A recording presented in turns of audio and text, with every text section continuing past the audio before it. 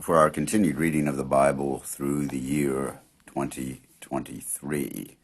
A reading of Zechariah, chapters 12 through 14, followed by Psalm 94, followed by the second epistle of John. And I'm reading from the English Standard Version of the Bible by Crossways Publishing, a division of Good News Publishing of Wheaton, Illinois. Zechariah 12 through 14. The oracle of the word of the Lord concerning Israel, thus declares the Lord, who stretched out the heavens and founded the earth, and formed the spirit of man within him. Behold, I am about to make Jerusalem a cup of staggering to all the surrounding peoples. The siege of Jerusalem will also be against Judah. On that day I will make Jerusalem a heavy stone for all the peoples. All who lift it will surely hurt themselves, and all the nations of the earth will gather against it. On that day, declares the Lord, I will strike every horse with panic and its rider with madness. But for the sake of the house of Judah, I will keep my eyes open when I strike every horse of the peoples with blindness. Then the clans of Judah shall say to themselves, the inhabitants of Jerusalem have strength through the Lord of hosts, their God. On that day I will make the clans of Judah like a blazing pot in the midst of wood, like a flaming torch among sheaves. And they shall devour to the right and to the left all the surrounding peoples, while Jerusalem shall again be inhabited in its place in Jerusalem.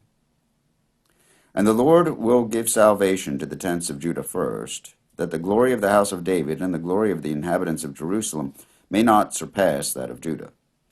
On that day the Lord will protect the inhabitants of Jerusalem, so that the feeblest among them on that day shall be like David, and the house of David shall be like God, like the angel of the Lord going before them. And on that day I will seek to destroy all the nations that come against Jerusalem. And I will pour out on the house of David and the inhabitants of Jerusalem a spirit of grace and pleas for mercy, so that when they look on me, on him whom they have pierced, they shall mourn for him as one mourns for an only child, and weep bitterly over him as one weeps over a firstborn. On that day the mourning in Jerusalem will be as great as the mourning for Hadad Rimmon in the plan of Megiddo. The land shall mourn, each family by itself, the family of the house of David by itself, and their wives by themselves, the family of the house of Nathan by itself, and their wives by themselves, the family of the house of Levi by itself, and their wives by themselves, the family of the Shimeites by itself, and their wives by themselves, and all the families that are left, each by itself, and their wives by themselves. On that day there shall be a fountain open for the house of David and the inhabitants of Jerusalem, to cleanse them from sin and uncleanness. And on that day, declares the Lord of hosts, I will cut off the names of the idols from the land, so that they shall be remembered no more. And also I will remove from the land the prophets and the spirit of uncleanness.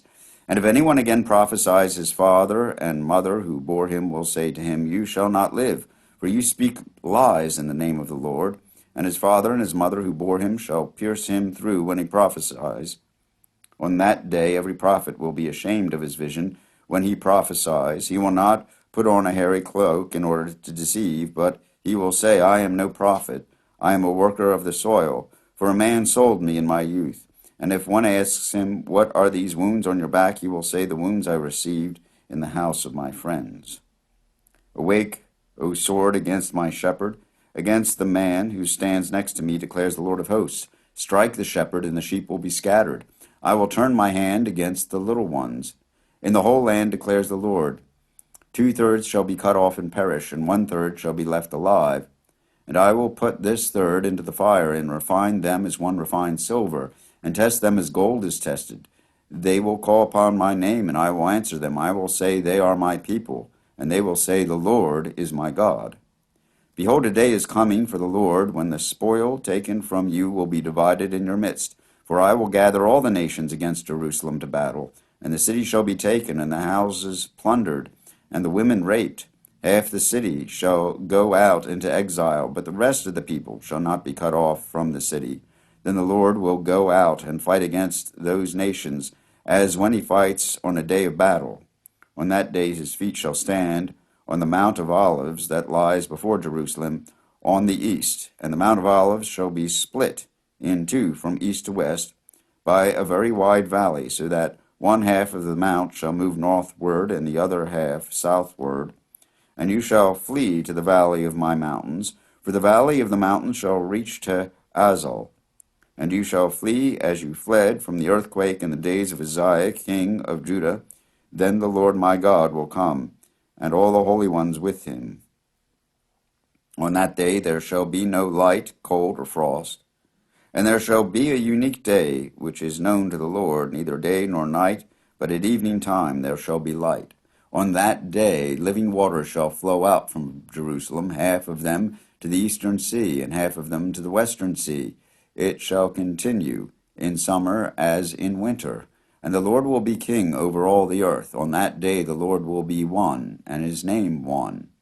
The whole land shall be turned into a plain, from Geba to Rimmon, south to Jerusalem, but Jerusalem shall remain aloft on its site, from the gate of Benjamin to the place of the former gate to the corner gate, and from the tower of Hananel to the king's wine presses.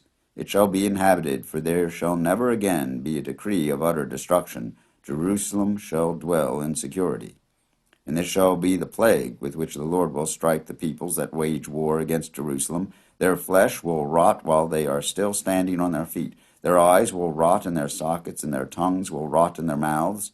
And on that day a great panic from the Lord shall fall on them, so that each will seize the hand of another, and the hand of one will be raised against the hand of the other. Even Judah will fight at Jerusalem, and the wealth of all the surrounding nations shall be collected, gold, silver, and garments in great abundance. And a plague like this plague shall fall on the horses, the mules, the camels, the donkeys, and whatever beasts may be in those camps.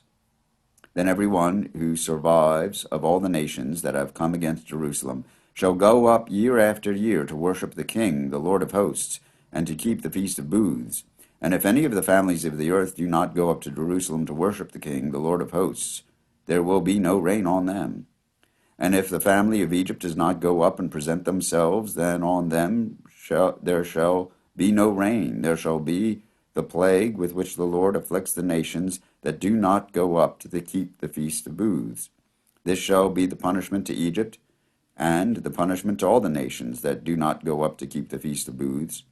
On that day there shall be inscribed on the bells of the horses, Holy to the Lord. And the pots in the house of the Lord shall be as bowls before the altar. And every pot in Jerusalem and Judah shall be holy to the Lord of hosts, so that all who sacrifice may come and take of them, and boil the meat of the sacrifice in them. And there shall no longer be a traitor in the house of the Lord of hosts on that day. Here ends the readings of the prophet Zechariah. Psalm 94. O Lord, God of vengeance, shine forth. Rise up, O judge of the earth, repay to the proud what they deserve. O Lord, how long shall the wicked exult? They pour out their arrogant words. All the evildoers boast. They crush your people, O Lord, and afflict your heritage. They kill the widow and the sojourner, and murder the fatherless. And they say, the Lord does not see, the God of Jacob does not perceive. Understand, O dullest of the people. Fools, when will you be wise? He who planted the ear, does he not hear? He who formed the eye, does he not see?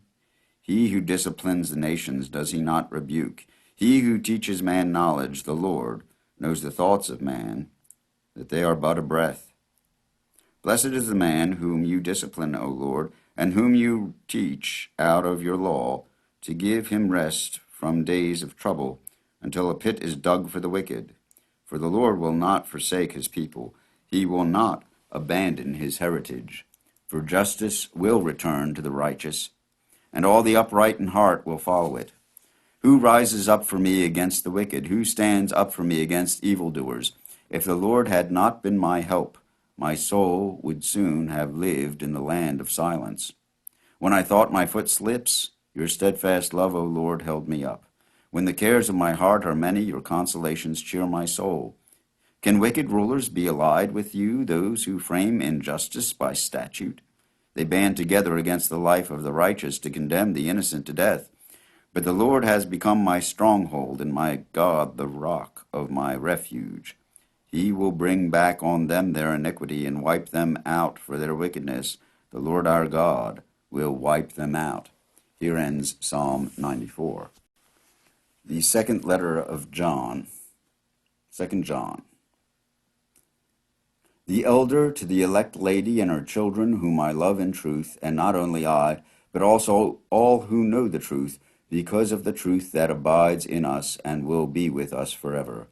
Grace, mercy, and peace will be with us from God the Father, and from Jesus Christ the Father's Son, in truth and love. I rejoiced greatly to find some of your children walking in the truth, just as we were commanded by the Father. And now I ask you, dear lady, not as though I were writing you a new commandment, but one we have had from the beginning, that we love one another. And this is love, that we walk according to his commandments. This is the commandment, just as you have heard from the beginning, so that you should walk in it. For many deceivers have gone out into the world, those who do not confess the coming of Jesus Christ in the flesh. Such a one is the deceiver and the Antichrist. Watch yourselves so that you may not lose what we have worked for, but may win a full reward. Everyone who goes on ahead and does not abide in the teaching of Christ does not have God. Whoever abides in the teaching has both the Father and the Son. If anyone comes to you and does not bring this teaching, do not receive him into your house or give him any greeting, for whoever greets him takes part in his wicked works. Though I have much to write to you, I would rather not use paper and ink. Instead, I hope to come to you and talk face to face, so that our joy may be complete. The children of your elect sister greet you. Here ends the second letter of John. And these readings from Zechariah, a psalm, and 2 John, from the English Standard Version of the Bible by Crossways Publishing, a division of Good News Publishing of Wheaton, Illinois.